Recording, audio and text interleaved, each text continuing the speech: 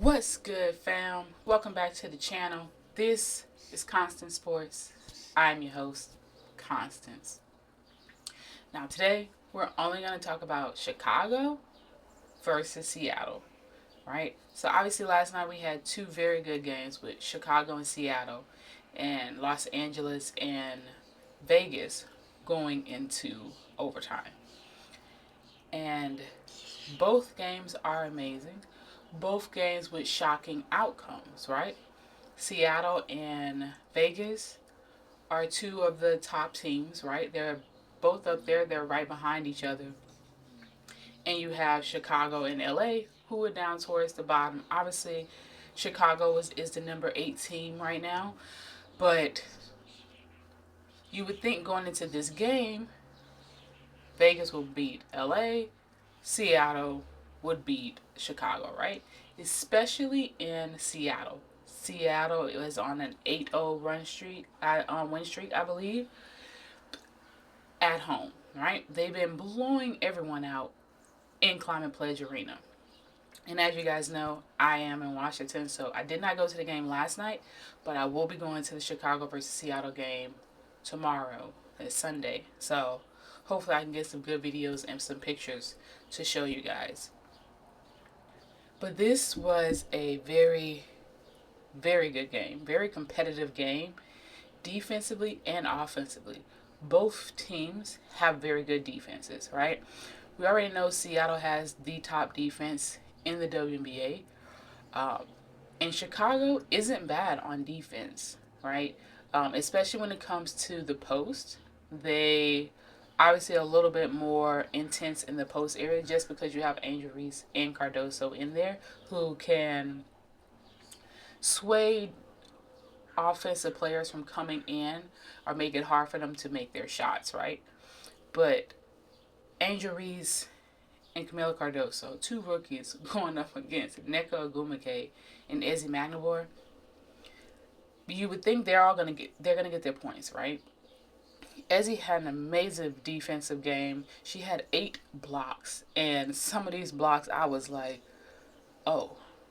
And I've seen Ezzy do multiple blocks in person, on TV, all of that. But some of her blocks last night were ridiculous, okay? They were ridiculous, Izzy. For offense for Seattle, they only really had Jordan Horston, right? She led the team with 20 points. Nneka had 16, and her 16 points were quiet 16 points. There was times where I didn't even realize that she had scored so many points. When she had like 8 points, it was like, I'm pretty sure I only saw her score once. So she had a very quiet 16 points. Jewel Lloyd was definitely off. She was 5 of 14. Um, and she was 0 from 6 from 3-point range. And I really think that is why Chicago was able to stay into this game, because Chicago is not a good 3-point shooting team. They don't shoot threes. Seattle is a very good 3-point shooting team with Jewel Lloyd. You have Sammy Whitcomb, who comes in and drops a few threes. Vivens every now and then will hit a three. Nneka, Nneka hit a three last night. Jordan Horston hit a three last night. So Seattle overall, their 3-pointers only came from Jordan Horston and Nneka Ogwumike. That was only 3 3-pointers, and I think they shot like 18. Um, that's not a Seattle team that anyone is used to seeing. Um, so I do think on Sunday that will all change. Possibly. Maybe it was, I don't know. Maybe they ate too much food for the 4th of July and they just playing last night. This wasn't it, right? There was a lot of things for Seattle to be happy about. Towards the end of the game, things started to flow normally for Seattle. Jewel Lloyd started to hit her jumpers. They started to drive in more, and refereeing was interesting in the beginning, and then it kind of settled out in the end.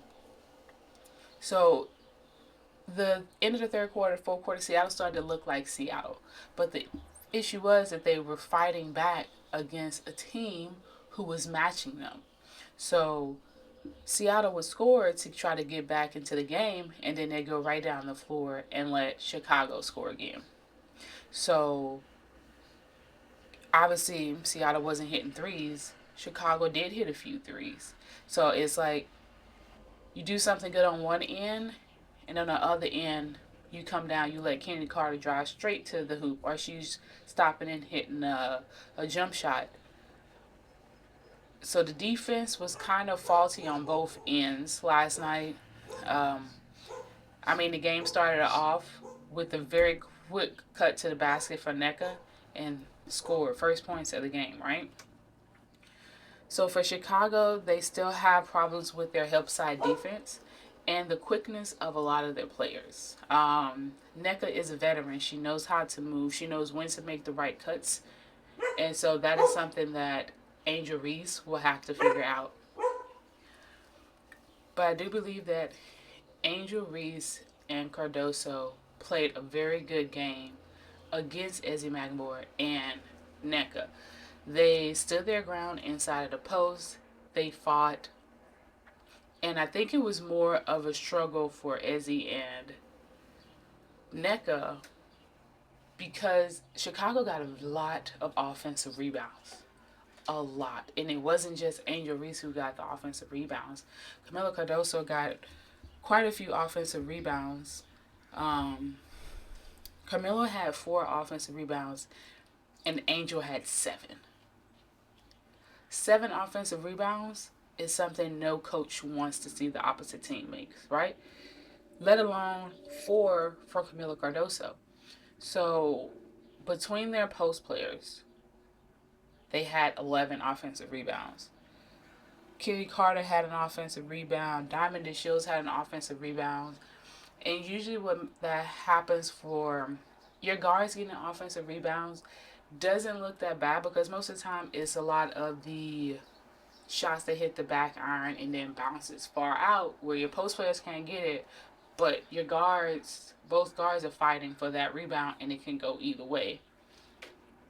But Kennedy Carter's offensive rebound was her own offensive rebound, and she dang near grabbed it off the rim and put it right back in. Um, so I know most teams try to make sure that Angel Reese doesn't get as many rebounds, and they haven't figured it out. But this is the first game in a while that Angel Reese had more offensive rebounds than she had defensive rebounds, with only 3. She only had 3 defensive rebounds. But Angel Reese played an amazing, amazing game. She had 27 points, which is a career high, 10 rebounds, which makes her have 12 consecutive double-doubles, tying Candace Parker for the all-time record in general, right? But what I think was the most impressive about Angel Reese's game last night was the fact that she pretty much had 4 fouls majority of the second half, and she never went beyond those 4 fouls, which is not good on Seattle's side, knowing that she had 5 fouls or 4 fouls. She's a rookie, and you have Nneka Ogwumike in there and Ezzy. Get them the ball and force her to get those extra fouls. I feel like Seattle settled a lot when it came to running into the paint or giving it to their post players because they were trying to score quick. But you have to use what the defense is giving you. The defense is giving you a rookie with 4 fouls. You need to make her use those other 2 fouls so she can be out of the game. Kitty Carter had an amazing game. She had an amazing, amazing game. Pretty much like she's had all season. She's been playing amazing, especially since she got into the starting lineup. It's just been insane. She had, 33 points, right? So she had 33 points. She had 4 rebounds, 3 assists, and she also had 4 fouls and 3 steals. She did not force anything, and I've noticed that with her game. She doesn't really force many of her shots. She shoots the shots that she knows she will make, and obviously she's going to miss some. But she does what she's comfortable with doing and what she knows others can't stop. She's so quick off of the bounce, and Jordan Horston's job yesterday was to guard Kennedy Carter. And that is a hard task for a guard, right? Jordan Horston obviously is a forward. Um, so she's bigger, so that gives more length to possibly sway some of Carter's shots, but that did not work because she doesn't shoot a lot of outside jumpers when she can just go right past you and go into the basket, and that's what she did all night. Um, she's super quick off of the dribble, and I think the best player on Seattle to guard her is either Skylar Diggins, which Skylar Diggins is a lot smaller than Kennedy Carter, and Vivens. I think Vivens would be a very good matchup on Carter. So we'll see how Coach Quinn switches some things up. But overall, Jordan Horston did a very good job. She wasn't always on Kennedy, right? There was a lot of switches that would happen, and Kennedy would get her. She would get her points that way. But you definitely have to change it because Kennedy Carter knows she can go around anybody, and she definitely can go around a forward guarding her on the wing. She's not gonna catch the ball and shoot a three. So you need to put someone on there who's quick, just as quick as she is. There's very few people in the W right now who is just as quick as Kennedy Carter, but you have to give it someone who's a little bit more agile when it comes to moving and shifting. Um, so I'm not. I hope that Coach Quinn will figure something out. I know she will. I know the game on Sunday is going to be just as good as the game last night, and it will be a different environment because Seattle is pretty much fighting to win back home court advantage, right? You just had someone come in, break your win streak, right? A team who you should have blown out, okay, statistically speaking, and you come in and you lose, even though they lost by 4 points, it could have been more, right? But Chicago kind of took their foot off the pedal a little bit.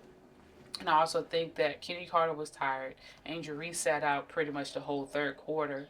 Um, so Seattle will probably play an amazing game.